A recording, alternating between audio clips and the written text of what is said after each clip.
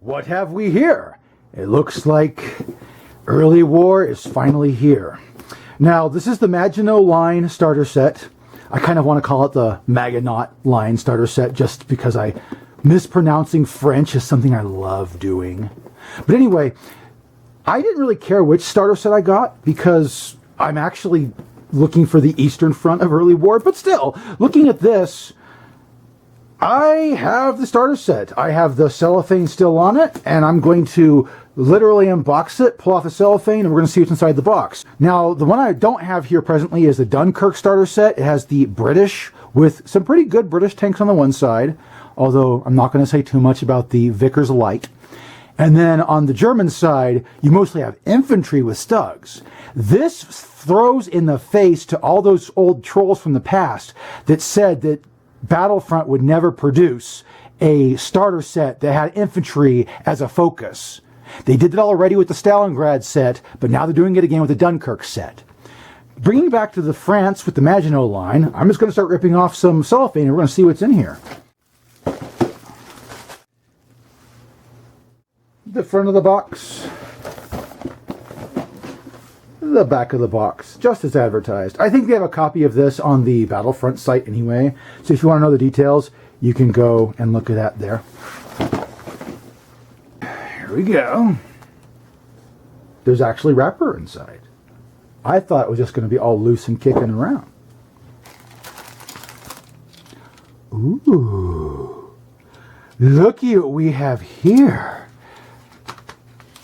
These aren't just Panzer III, they're Panzer III and Stug A. Nice one, Battlefront. Check that out. That is the hole for this. That's the hole for the Stug, and that is the hole for the Panzer III. Very nice. I have a buddy who's going to go halvesies with me on this, and so he gets all of those. I'm assuming the infantry bases are for the French. Oh, dice, normal ass dice.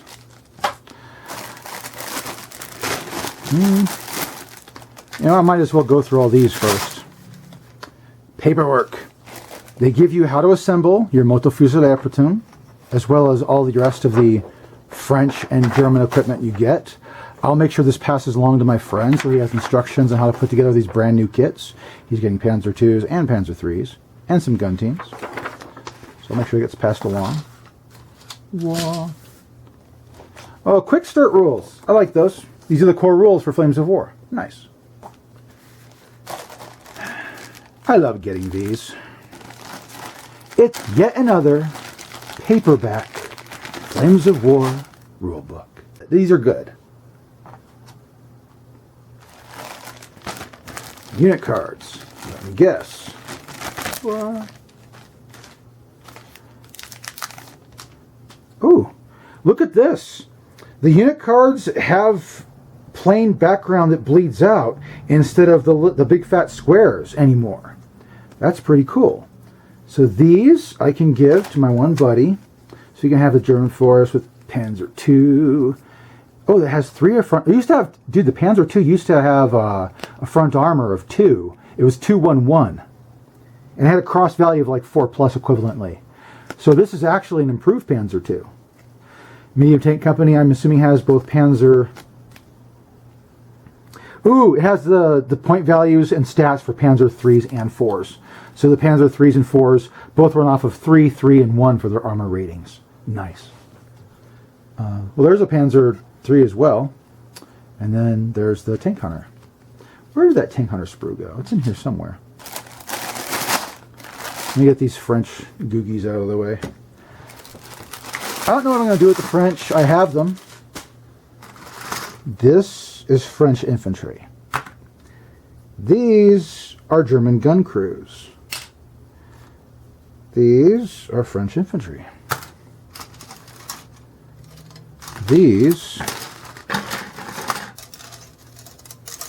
relics here are Panzer II sprues. I think I've seen these before. It's got 2 different earlier marks, right? Some German guns. Ooh, it's got Panoply. Ooh, you get Oh, I see what they did. This is the old sprue. There's two different calibers. No, I think that's all the same thing. That is a Nebelwerfer. Then you got the steel granat version of the 36. The normal version of the 36. Mine is at 37. I think it's the 37, yeah. 37 with the steel granat. And then the Russian version, which has the 47. Oh, wait. Or is that the Russian version?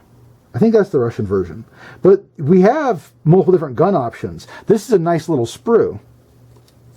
I know where to get it. If this is an older sprue, if you buy the old box called like Backer's Fire Brigade, this is in there. All right. And now, Le France. Baguette. So, for my pastry-powered forces, with plenty of wine and horse, they have these lighter Hotchkiss tanks. And I see multiple deck options there. There's one turret option, but there's also an option to make the turret so it's got the hatch open. That's good. So this is just, I think this is the 35 and 39 Hotchkiss. And then, of course, we have the Sonois. This is the one tank. There's no alternate spruing on it. There's even just one gun. That's your gun right there. It's just that. So it's just the one gun. And I get French and German? That's French and German. I have to go through and pick out the German stuff. By the way, German tank crews in early war had a different thing going on. They had big fat floppy berets. I think it was that way for a bit here and there too. Oh, that guy had his head snapped off. I'm going to go ahead and pick through these and make sure my bud gets the commanders he needs. What am I going to do with these French tanks and French infantry? Let me look at the French infantry for a second. Two identical sprues. So there's no reason to look at both sprues. They're identical. You get a mortar in there. So there is a mortar on the sprue. There's a machine gun on the... Dude, there's bunches of machine guns. There is a squad automatic machine gun. There's a small mortar. Then there's two... they have two laying down squad automatics, and then one that's out and running. Then they have the heavier machine gun, the support machine gun. So everything you need to run the French is on one sprue. I am not going to play French infantry. I am not going to play French infantry. I am not going to play French infantry. I am tempted to play French infantry. There's your grenade launchers, of which you only get, it looks like you only get like 2 of them. That's okay. You don't get enough riflemen. Like the crewmen, like there's a mortarman crew. There's a guy with a radio. There's so many different guys on the sprue. You have a minimal of guys who are actually doing combat duty. Combat duty boy, combat duty boy, combat duty boy with an LMG, 2 combat duty boys and a guy with a grenade, officer, NCO, combat duty. Yeah, half of these guys are officers, or they are crewmen that are supporting the weapons on the sprue. So if you want to buy a bunch of infantry, you're going to have a ton of spare support weapons. So what's going to happen is when you buy the French infantry sprue for early war, there's no reason not to bring a full-size like section of machine guns or a full-size section of a mortar. Do they give you 2 options? Bring both. You're going to have plenty, because it looks like, given how many men there are in that sprue, these two sprues are probably for one small squad. What's it show on the back of the box? It looks like you get 1 grenade launcher, 1 leader, and 5 rifle bases. That's minimal. That's minimal. That's not what you really want to bring. I think you're going to max out at like 8 rifle bases. And so having multiple sprues of this is a good idea for French infantry. So if you're playing French infantry, you're going to have a ton of support options, and they're all on the same sprue. This is efficient. By the way, I'm not going to knock this, because this is how a company should put together the sprues. Also, because of how it's working out, you have this guy be your machine gun totem boy, and leave these 2 guys like a fortification that you can scratch build, have these guys sticking out of it. The machine gun's good. The mortar's good. You got 2 of them. Large mortar, small mortar. There's plenty to go around. Man, if you're looking to just fill up rank and file infantry, that's going to be harder, because you will get support with every sprue. So you're gonna have spare sprues kicking around. You can probably make some fortifications that have the machine gun inside there. I'm looking at this. I like it. I think it's cool. I honestly think these early war plastic sets are exactly what Battlefront should have done. It's what they are doing. So I have no complaints about it. This is good. I want to check something out. Does this thing open up or is it just... Oh no. Support units available. Okay. You get two 75mm artillery batteries. Well, yes. 0 to 1, 75mm artillery battery. Oh, so I can take triples of them? Good. Or you can swap them out for 105s. Hotchkiss Recon.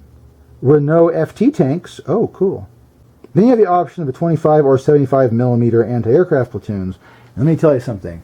The French will need those because the Germans can afford to bring Stukas, and in early war, Stukas are good. So yeah. I need to look up these companies and see exactly what gets how many mortars, because that infantry sprue, how many mortars they get per infantry offering is going to mean a lot to me. So this is my unboxing of the Maginot Line starter set. I think it's a good deal. It's now up to $90. These things used to be $65. They're not as competitive as they used to be, but they're still a good deal.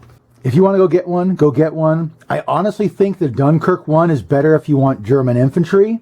And if you want to, you could buy both of them if you want to have a mixed German force. The French and the British side of it, it's better to buy the British or French army box later on to supplement your starter set if you're playing the British or the French side.